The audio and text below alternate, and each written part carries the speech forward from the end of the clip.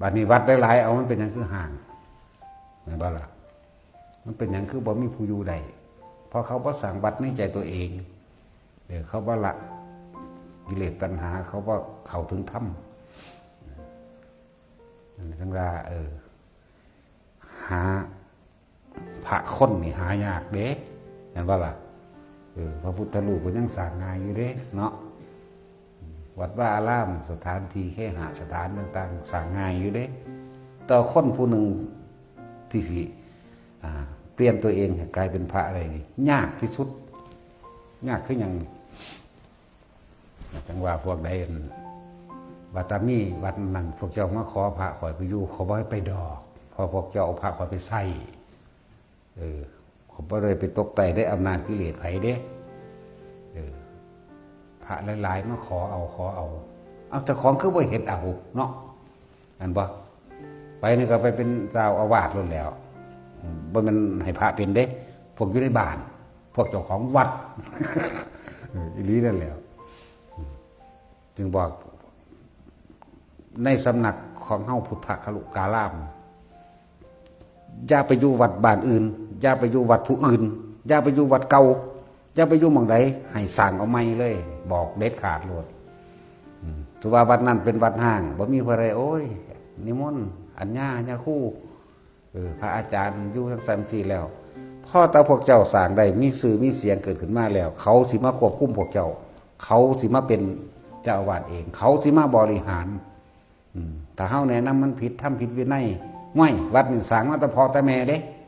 มันสิไปหันเด้จื้อไว้โลดที่หลวงพ่อเว้าอยู่ดูสิ่งใดที่ได้มาเพราะผู้อื่นสิ่งนั้นเป็นดุจดั่งของยืมเขามา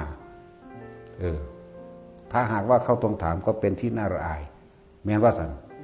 วัดพ่อวัดแม่โอ้ตายละกูเนี่ยบ่แม่นวัดกูเรียกว่าล่ะถ้าเขาสั่งมาโดยลำพังเขาเองโดยปัญญาสติบารมีเขาเองไผสิว่าหยังบ่ได้สะทกสะท้านเรียกบ่ล่ะและอันพวกคิดไว้ว่าเด้อพวกคิดไว้ว่าจัก5 ปี6 ปีแล้วกูสิไปอยู่วัดนั้นวัดนี้หรือกูสิกลับไปบริหารวัดเก่ากูบ่มีทาง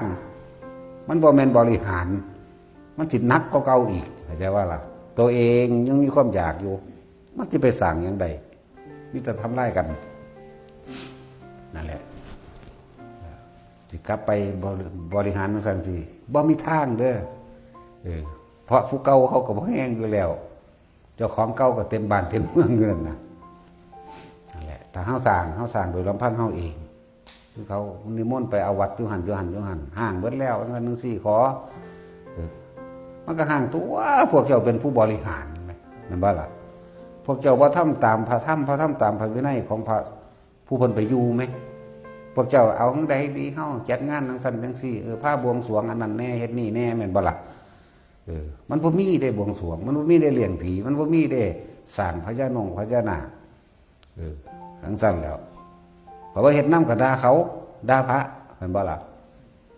เขาเจ้าสิอยู่ได้บ่นั่นแหละจังว่ามาขอพระไปจำพรรษาสิอย่ามาอีกไผก็เลยผัวเจ้าบ่มีบ่ลูกเจ้าบ่มีบ่คือบ่พากันบวชเอาเองเนาะมาขอหาแม่มึงบ่ พวกนี้เขาบวชว่านี่เขาต้องการมรรคผลนิพพานเท่านั้นเด้ที่เขาอยู่ได้นี่แต่การอยู่นี่มันมีแต่แค่ว่าที่สุดคือว่านิพพานเท่านั้นเด้บ่ได้อยากได้หยังเด้ มาขอว่าหลายแล้วขอแน่จัก2จัก3ผมก็บ่อึดสาราให้อยู่ดอกแต่อยากหัวว่าซั่นเฮาก็สิอึดบ่แม่นบ่แล้วบ่ให้ถามเขาเบิ่งดูเขาอยากไปว่าซั่นย่างหนีเบิด บ่มีผู้ใดอยากไปแล้ว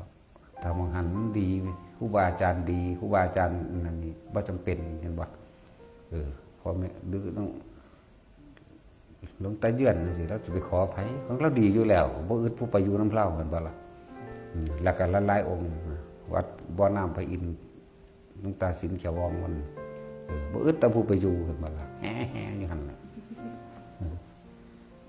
เขาใส่แขวให้แล้วใครแน่อยู่ เขาใส่แขวให้แล้ว ตุ้ยหัวลานมันก็เทศดีอยู่เด้เนาะหลักหานหลวงพ่ออินทวายแน่มันบ่อึดเด้ครูไปอยู่น้ำเพิ่นเพราะเขาเจ้าดีแล้วนั่นแหละบ่จำเป็นต้องไปขอสั่นมันจังว่าถ้าเฮาฝึกตนเองดีแล้ว จึงฝึกผู้อื่นได้ด้วยเด้อฝึกตนดีแล้ว จึงฝึกผู้อื่นได้ด้วยเข้าใจบ่ล่ะเป็นสั่นแล้วก็การไปอยู่วัดผู้อื่นนี่บ่สนับสนุนสั่งเอาไหมเลยสร้างโดยกำลังบารมีแห่งตนเองนะโอ้ยหังบ่อยากได้หังใดหรอกแน่จังสิเมื่อเฮาบ่อยากบ่อึดแต่ผู้สิว่าสร้างให้แม่นว่าล่ะว่าฝึกตนเองดีก่อนจังซั่นถึงบ่ได้สนับสนุนว่าผมสิกลับไปบริหารหรือว่าไปเฮ็ดวัดอยู่หั่นอยู่นี่วัดเก่าอยู่บ้านเป็นแบบนี้อย่าไปถ้ามันดีสมมุติถ้ามันเกิดขึ้นว่าเจ้าเริ่มมีเงินเข่าอยากบอกมีคนศรัทธาเขาสิเขามาคุ้มพวกเจ้าแล้วเขาจะอ่านว่าวัดพ่อวัดแม่เขาสร้างมาตั้งแต่ใดแล้ว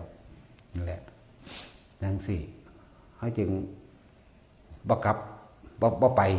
โตเขาเองสร้างมาก11 วัดบ่เคยกลับขึ้นไปเบิ่งเท่าเดิมนี่สร้างซื่อๆเด้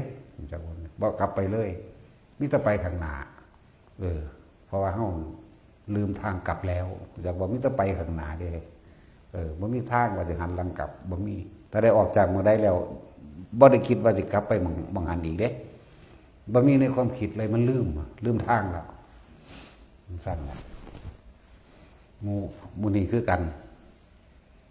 ถ้าตัวเองดีแล้วมันบ่อึดดอกเนาะคือเดี๋ยวนี้แหละพุ่นน่ะก็สิถวายที่ดินที่ดอนบางหันมื้อนี้บ่เอาบอกโลด